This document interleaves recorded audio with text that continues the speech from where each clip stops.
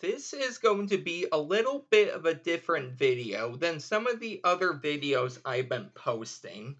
So I'm going to be teaching you three easy effects you can do with any marked deck of cards. If you're not too familiar with what a marked deck of cards is, I'm going to leave a video in the description. Now, that video will teach you what a marked deck of cards is, and there are also the tutorials for these effects I'm going to show you as well. And that is by Sean Devine. And then I will leave a separate link to his channel so you can also subscribe to him. Now, the mark deck I'm going to be using in this video is the Blue GT Speed Readers. I won these from Sean Devine as part of a mark deck brick giveaway. So I'm going to leave my deck review of these cards. I also review the red cards. And then I'm also going to leave that unboxing video so you can check that out. So the first effect I'm going to teach you is going to be the Lazy Man's Card Trick by Jack Miller. But instead of the marked way first, I'm going to show you how to do it without a marked deck. So there is a setup for this. So what you're going to want to do on the bottom of the deck here is first of all, decide on any suit of cards. In this case, I decided on the spades. You're then going to arrange the spades like this. Okay, so you can see it's king through ace. So if these were a face down, you would have your king on the bottom, followed by your queen, jack, all the way to the ace. Now, something you can do with this ace is you can either keep it on the bottom or you can substitute it in for a random card because you really don't want their card to be on top and aces one, so that wouldn't be as impressive. So it's up to you how you want to do it. So let's say we go ahead and we just substitute the jack of diamonds. So once you have the setup on the bottom of the deck, you are all set. You can start off with any false shuffles and or cuts. Just keep this bottom half in order. The top half really doesn't matter. I will leave a link in the description for some false cuts. After you have done that, you're going to have them take a card from the top of the deck, the top half. Now, the reason I do the top half is because if you spread out the whole deck, they may try the bottom half, and that is part of your setup, so that is no good. So let's say from the top of the deck, they take out this card, they look at it, and they remember it. It's up to you if you want to have the card signed. So they're going to place it face down on top of the deck, cut the cards anywhere, and complete the cut. Now, the great thing about this is they can really cut the cards as much as they would like face down. After they are satisfied that way, you're going to pick up the deck and say, okay, so you've seen the cards get cut face down. Now we're going to cut them face up, and you're also going to see that all of the cards are different as well. But this is when you're going to do a move. So whatever suit of cards you had set up, in this case, spades, you're going to watch for when the very first spade card gets cut to the top of the deck. Now, if you want, if a spade card gets cut to the top of the deck, you could keep cutting until you run into another spade card, especially if it's pretty low, okay? But it really doesn't matter. So let's say they keep cutting, and then we are good with the six. You say, okay, are you satisfied here? Now, this is optional because they could say, yes, I am satisfied, or no, I am not. So it's up to you if you want to do this or not. If they say, yes, I am satisfied, you're going to continue. If they say no, well, you're just going to give the card some more cuts, but this time after they give a few cuts, you say, okay, I'm going to give it a few cuts now. And then when you land on a spade, you can say, okay, I think I'm good there and continue the effect. So what you're going to do now, once you have this card, you can do one of two things. You can either push off this card and turn the deck over, or if you're worried about them seeing the seven of spades and getting a little suspicious because seven is close to six and they're both spades, there's something you can do. So you could do a move that's similar to the KM move. If you're not familiar with that, I'll leave the link in the description. But you're just going to start to pick up this card, sort of like a double lift in a way. And then you're going to do a wrist kill. Okay. So I just pick up on the side and then I wrist kill.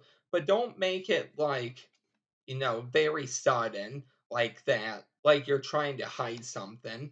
Just make it casual and say, okay, in this case, we have the six. Or another move you can do is take the six. This is exposed because it would be like this, but you're just going to slide the card out and say, okay, in this case, we have six. You're going to set it down, and now you're set. You ask them to name their card out loud, which I believe was the 10 of clubs. I could be wrong. And if you want, you could have them count the cards and then turn over the sixth card, but they're going to go 1, 2, 3, 4, 5, and 6, the 10 of clubs, just like that. And that is the original way to do this without a marked deck. So now let me show you the way to do this with a marked deck. There's not much of a difference here. So what you're going to do is you're going to have your setup on the bottom of 2, 3, 4, 5, 6, 7, 8, 9, 10, Jack, Queen, King. You're going to take that ace and you're going to throw it somewhere in the middle of the deck. And you're also going to leave that random card somewhere in the middle as well. So now that 2 is going to be the very last card on the bottom. You can start off with more shuffles and cuts, falls, it doesn't matter, and have a card selected from the top, doesn't matter if it's signed. In this case, the 5 of clubs, they put it face down on top of the deck, and now because these cards are marked, you're now going to do the whole cutting procedure just by reading the mark of the card each time. So really, it doesn't matter how many times these are marked. It's just when you run into one of your suits on the bottom, you want to stop. So you say, okay, my goal here now to find your card is to see how far down in the deck it is. Now you can really do anything you would like, but just to show you, there is a spade on top. So we're set. So in this case, 10. So I say, okay, I think your card is 10th from the top. Ask them to name their card out loud, the 4 of clubs, and you can go, okay, count 9 cards from the top of the deck and turn over the 10th card. So they will count 1, 2, 3, 4, 5, 6, 7, 8, 9, and 10. What was your card? The 4 of clubs, or in this case, the 5 of clubs, and it worked. And that is how you can do this with a marked deck. And that is the first effect. So the second effect I'm going to be showing you is called Double Thought by Al Karan, and he first published this in Professional Presentations. So in order to do this, you're going to start off by having the cards shuffled just like this. After the deck is shuffled, you're going to ask them to put the deck down. And once they set the deck down, you're going to read the mark of the top card and remember it. So in this case, the 10 of spades. you're going to ask them to cut any number of cards and place it in front of themselves. So let's say they do it like that. You then explain to them that you want them to look at the card like this, okay? So exposed, it's going to be like this, so sort of like a poker hand. So they're going to look at the card like this, and you're going to do the same thing, but instead, because your hand is covering it, you're not really going to look at this card because you're already remembering this card right here. So you don't want to remember too many cards and then forget one. But after they have remembered their card, you say, okay, you can shuffle your card into your half, and then we're going to switch halves. So it doesn't matter how they do it. They can switch halves, and then they can shuffle each half. So you are shuffling their half, and they are going to shuffle your half. After they have done this, you say, okay, what we're going to do now is go through each other's half and we're going to see if we can find what the card both of us looked at. So you are remembering the 10 of spades. So that is the card you're going to take out of your half. Obviously like this, okay? But you're going to go through, you see the 10, so you take it out and you set it down. Now, they don't know what card you have, so they're really going to go through and take out any card. However, because this is a marked deck, all you have to do is read the marking and you know it. So in this case, the Ace of Diamonds, and it is. So I like to say, okay, the deck was shuffled, it was cut about in half, both of us looked at a card, both of us shuffled the decks again, and then we went through and tried to find each other's card. For the first time participant, name your card out loud, the 10 of spades, and it doesn't matter who turns over this card, but it is the 10 of spades. And then you can say, well, I had the Ace of Diamonds. They turn over their card, and it is the Ace of Diamonds, and both of you found each other's card just like that. And for the last effect, this is going to be based off of a mates effect. So what you're going to want for this is the box. So what you're going to do is have the participant do all of this.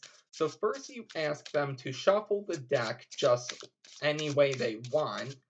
After they are good, put the cards down and then cut the cards anywhere they would like. Once they have cut the cards and completed the cut, you're going to look at this top card and read the marking very quickly. In this case, the Four of Hearts. So after they have cut on top and you read the marking very quick and you know what it is, you tell them, actually go ahead and place that card into the box. So they open the deck or the box, they put the card in, and they close up the box. You take back the deck and you say, okay. And what you're going to do here is basically explain the premise or the idea behind this effect. So in this case, it's going to be a mates effect. So you say, okay. So the idea behind this effect is trying to find the matching card of this card in the box. So you're going to go through and you're going to start explaining soulmates. If you're not familiar with soulmates, I'll leave my video in the description. But what you're going to do is just call the soulmate to the bottom of this face up deck. If you're not familiar with the call, that link is in the description. So I go through a few cards and I say, okay. So the mate to the 9 of spades is the 9 of clubs. They're both 9 and they're both black. Clubs go with spades. So I go again. In this case, the jack of diamonds with the jack of hearts.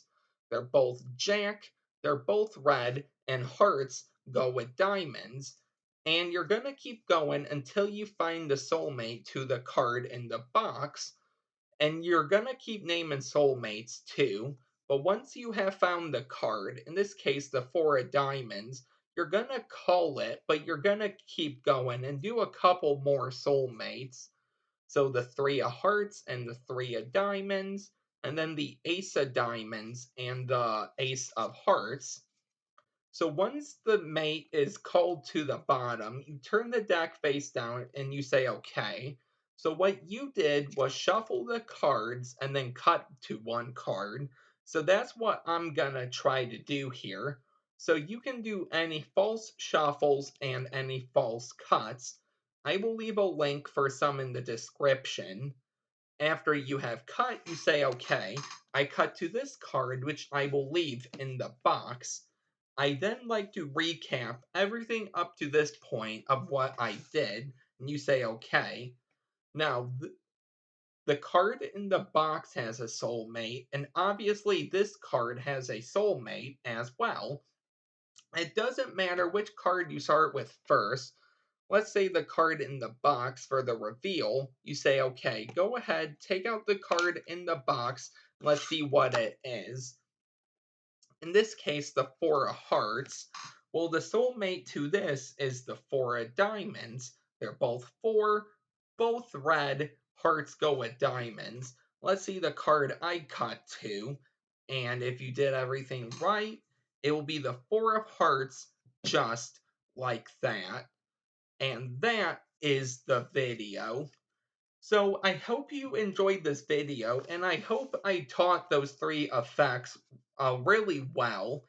Of course, if anything is confusing, you can check out the original tutorial video in the description and or leave a comment in the comment box and I will get back to you as soon as I can.